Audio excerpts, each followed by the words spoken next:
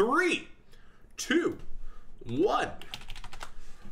What's good, YouTube and Twitch? We have Jared Flora going head-to-head with Dan Lee. Both these duels have made it all the way to our top 8. Jared Flora, no stranger to these high-pressure situations from the Zodiac tournament. And Ayer is Dan Lee. Hi-Fi is Jared. I don't know of Dan Lee. I don't know too much of him, but he has made it all the way here to our top 8, and it should be very interesting as he wins the rock, paper, scissors, opting to go first. What do you expect to see from this besides some pendulum summoning, Blair? That's this is still a new format. Ooh. Gofu's good, so it could still be pendulum, but it could also be the Invoked deck as well. It could be World Chalice also. Oh Lord. We'll be here all night. No, he's using both goats, so it looks like he's going straight up into the Code Talker. I personally also use the code in my Magicians currently. It allows me to abuse Allure a little bit better as well in the deck. So I do understand Gofu in this format if it is Pendulum Magicians. Makes Wisdom Eye. Oh, you're much more spot on than I am. Weird. There is Alistair the Invoker, and its effect is all right, and we've got Invocation, and look at that! Proxy Dragon's already in the graveyard for Mechaba to be a thing, and Pot of Desires is going to give him an extra card. This is looking really, really smooth for an opening from Dan Lee. What up, Jules? Longtime fan, not fan, longtime friend of, Dan Lee here says Ayer is a fan of Darklaw. That's where fan came in. Maybe he's a fan of his friend. I'm a fan of a lot of my friends as well. Same. I'm a fan of Kyle, and this is his birthday today. So happy birthday, Kyle. Ooh. What invocation's going on here? It looks like a Mechaba's touching down. Oh yeah, this is gonna be tough. Like, so that Mechaba's gonna be loaded and have the potential to go to 35. The Code Talker's at 28, but there's not really a free negate from the Code Talker, as it looks like Mechaba's the only card in its pointer for now. But there's still 4 cards in hand, with going to 5th with a the Invocation effect to fetch back Alistair, and there it is. Double summon effect. Hello, I'm a 15-year-old rhinoceros. The only problem is that my horn on my head is... Okay, we're not going to read that. But as we continue on here, Moon's got him. All right, stop the copy pasta, boyos. What invocation indeed. As we continue on here, it looks like that's it. That's actually not too threatening. No true Draco back row, nothing really threatening besides Mechaba. Well, a single negate isn't that threatening, although after Mechaba uses its negate, I guess the Code Talker is live to do something if it has the ability to activate its effect by sending the Mechaba so that it's future material. This just doesn't scream stoppage. The only thing that can be threatening about this, or feel like really threatening about this, is if he has a handful of hand traps. That's the big thing too. He could be playing like if he has Ash, Maxi, even Ogre, or well, like we would have seen Maxi to the Gofu, you'd figure. Oh, you talking about Hi-Fi? I was talking about Ayer. Oh, my bad. Yeah. Hand traps are definitely a possibility with no sets. My bad. Shuffles hand.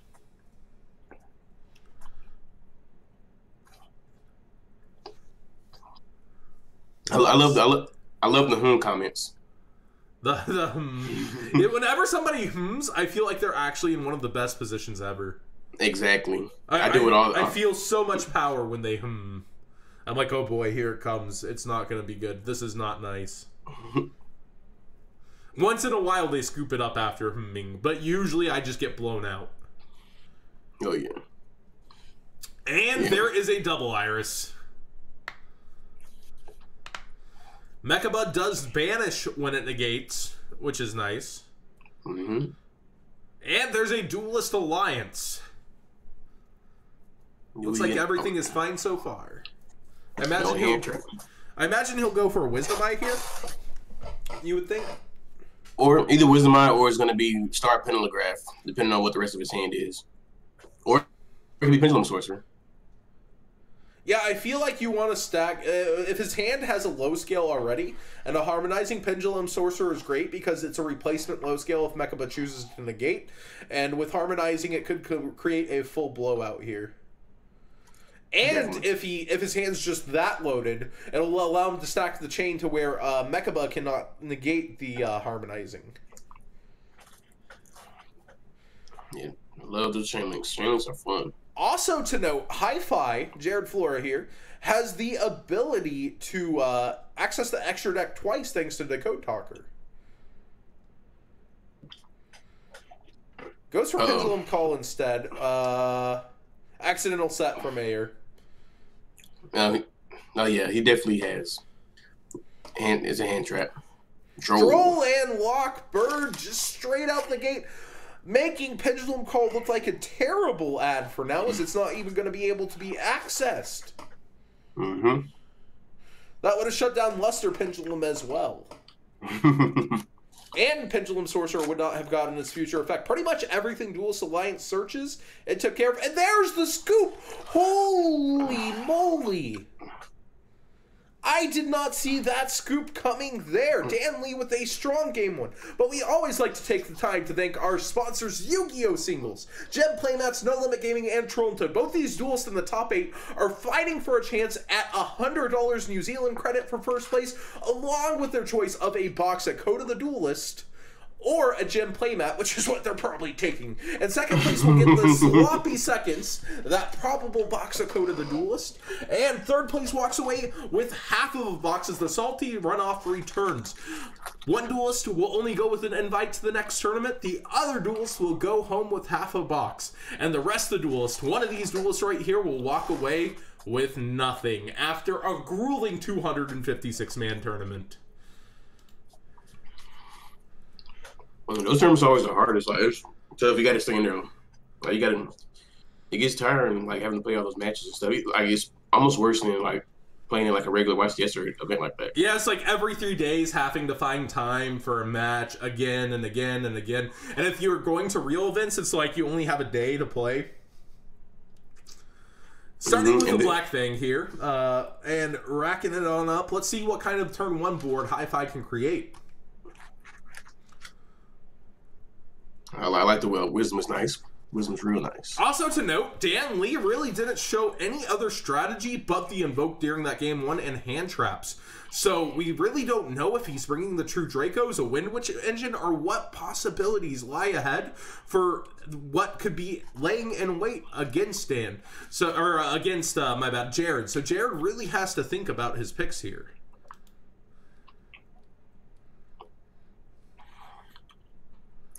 Yep.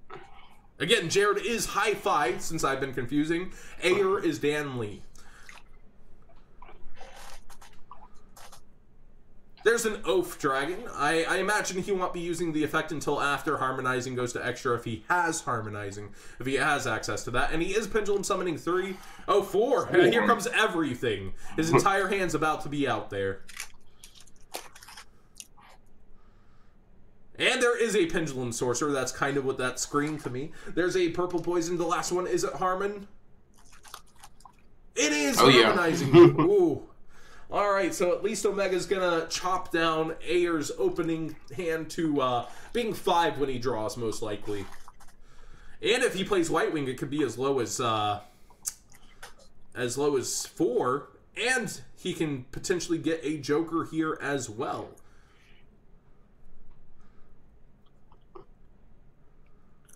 Sorcerer targeting itself? Really? Oh, that's weird. I don't think I see that too often. And we got the Think. Chainlink 2 is Sorcerer, so maybe it's an Ash. Nope, we got the K.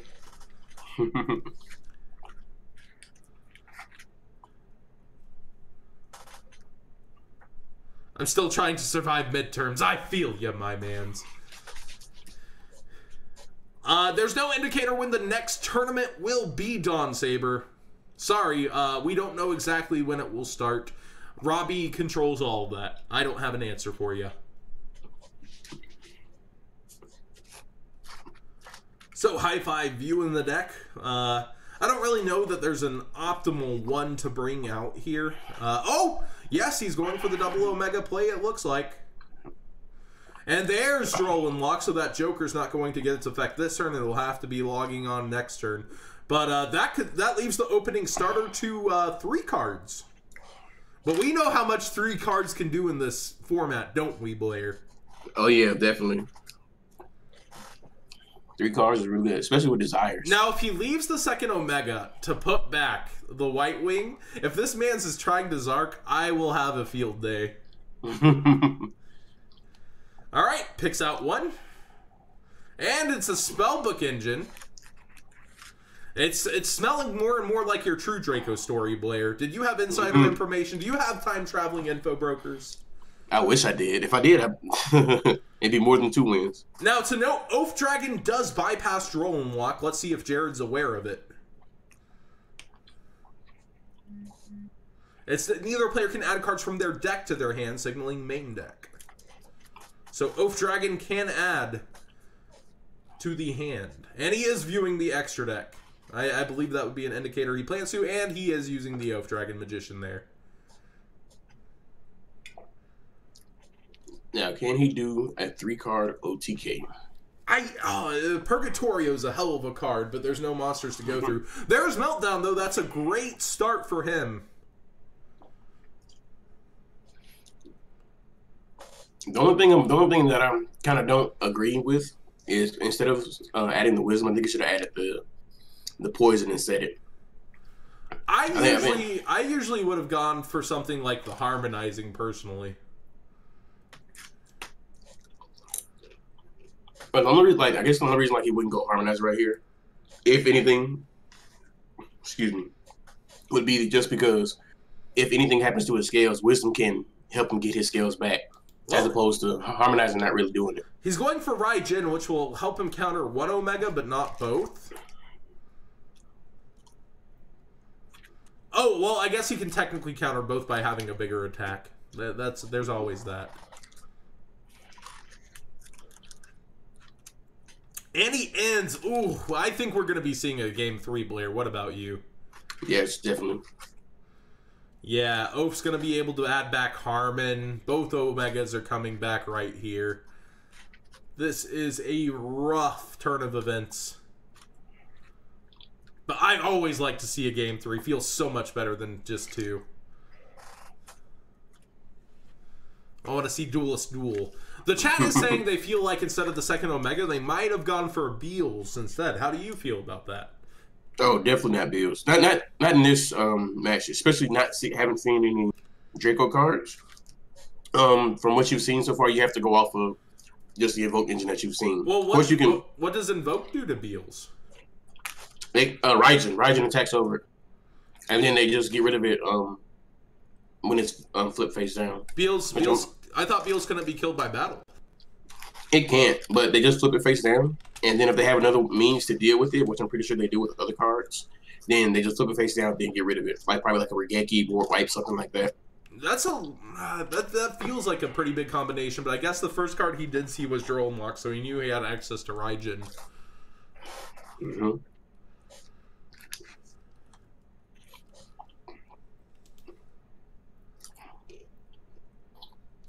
Two Omegas, 4 monster spots left. Yeah, and also with Beals, does Beals affect to gain attack activate? I believe it does, but I'm not sure. If it does, then they just boost the they can make Mekaba and boost it, and then negate and banish the Beals. They're saying also Elysium, I think, takes care of it. Oh yeah, it does too. Let's see here.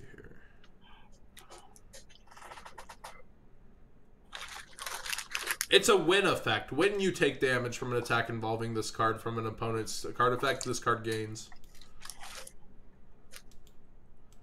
Is there any commas? I mean, not commas, but colons or semicolons? Yeah, there's a full colon. Yeah, so yeah, it activates, so they can just attack and boost, and then when it activates, just banish. Can you summon Morning Omega from Banished Zone back to the field? No, it does not summon itself back. It places. It is in no way summoning back to the field. It's very similar to Farfa banishing something, although I think there's some difference there somehow. But the placement back should be the same. Another droll? Another droll indeed. That won't stop Harmon, though. Yeah, that's got to be his favorite hand trap. I think Raijin is going to have to risk it on the Harmon. He's going to be able to overlay into something, and then there's that protective Alistair. So he's got to figure a way, or he can just flip down the monster that goes in the extra monster zone, actually. Because Harmon's 0/0, and then he doesn't really care about it. If he Pendulum summons out. No, he's only Pendulum summoning 2. He is leaving his extra monster zone open. This was extremely smart play by Jared. He's very aware. It shows matchup knowledge that he was aware that if he fills his extra monster zone, Raijin's just going to be able to take care of one and he'll have no extra body on board. That was very, very smart. But, I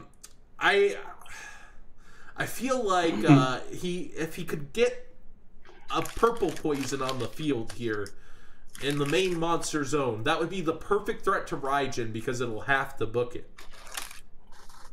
Honestly, at this point, he's actually in a very, very good position because you gotta also watch he has Black Fang in his Pendulum scale.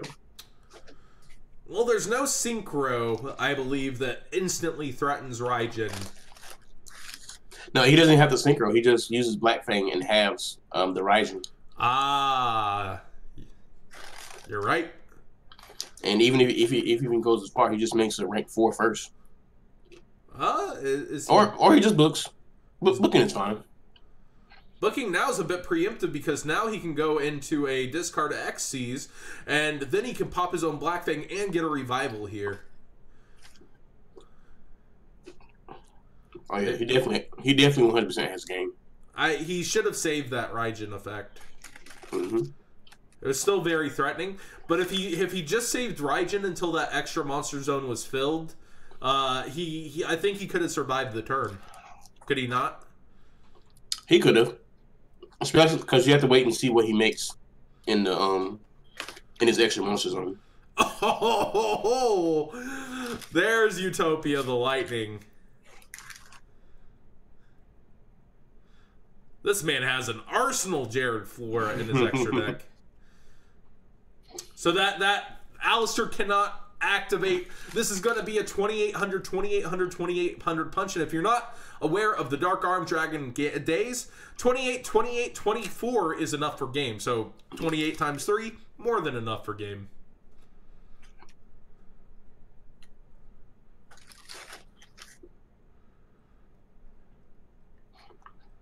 No scoop phase yet. Maybe that's concerning for Jared. There's no hand trap that I'm aware of. Joker can't use its effect, but he's just summoning for extra damage. Kind of surprised that he didn't Black Fang on top of this, but I guess there's nothing in the grave to use it on yet.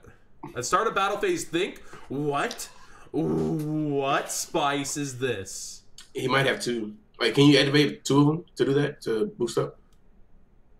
You drop 2, you also die. Oh, he's dropping it now. Oh, he's dropped 2. Yep. So he played the Joker so that this is still gonna be yeah, because it's 26, 28, 28. Yeah, it's okay. So he needed 3. And that's the game. We've got a game 3 on our hands with a very pleasurable deck, I think, that we haven't seen in some time. Still no clear indication of true Dracos, although we've seen the Spellbook engine. Is this Wind Witch and we just haven't seen the Wind Witch? Is this true Draco? We don't know what's in Ayer's deck, or is it just somehow pure Invoked? I haven't seen pure Invoked in a very long time. If it is just pure Invoke, of course, with like the little Spellbook engine, then I'd give him like mad props for that. Especially if he played it consistently all the way through the tournament. I give him mad props for getting the top 8.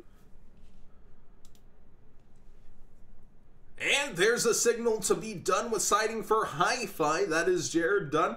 Ayer taking his time, considering that he is probably going first, unless he's with that okey doke and says, no, you go first. You don't really want to let Pendulum Magicians go first, in my opinion. And there it is. He is taking first. No mind game there in game 3. Starting with a meltdown. Will his deck be melting down, or will we be putting on the pressure? Find out next time. Oh, that just reminds me.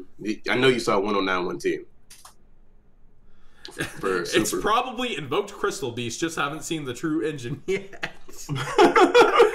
you guys don't know, Blair has played Crystal Beast in our tournament and won with it before. Oh no, you lost to Noah, didn't you? Yeah, I did. I lost. I picked the inferior deck.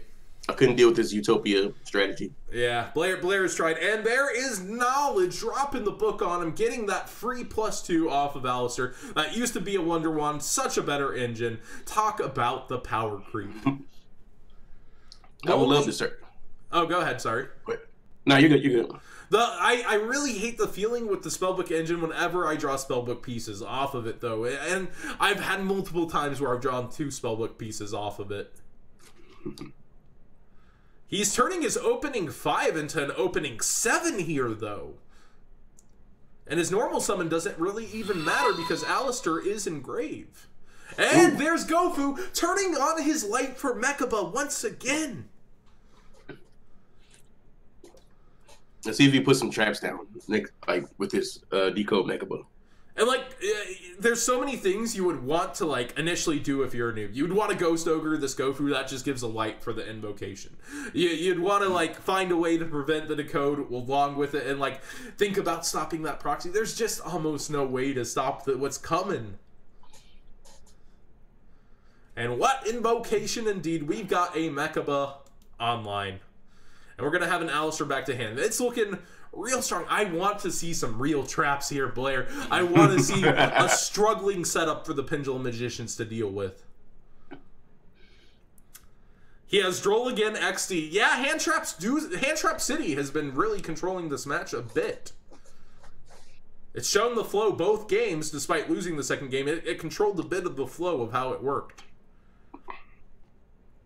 Uh-oh, there's one. There's a back row. Oh, there's yes, my prayers answered. 3. Yes. Yes, I'm not rooting against Jared. I swear, I just wanted to see. Oh, no. Not like this, though. This isn't what I wanted. This is not the kind of fair match that I was hoping for. By God, this deck has a back row problem. Anti-fun fragrance. I see you. This man had pendulum scales, by God. He's broken them straight in half. Oh, I love Jim Ross. Not like this, indeed. This is he's proceeded to main phase 1. Jared is looking down the gauntlet. We already know Purple Poison can be negated and banished because there's an Alistair in hand. Ramming Purple Poison's usually the out to the anti-spell fragrance situation. Not like this. It's going to be a lot harder. He's going to have to force the Mechaba in order to get that. Ironically, if he can force the Mechaba and has Purple Poison, Strike is not a stoppage to that situation because Strike will destroy again. Different from the from earlier. Yeah, we got a no H and a sad face.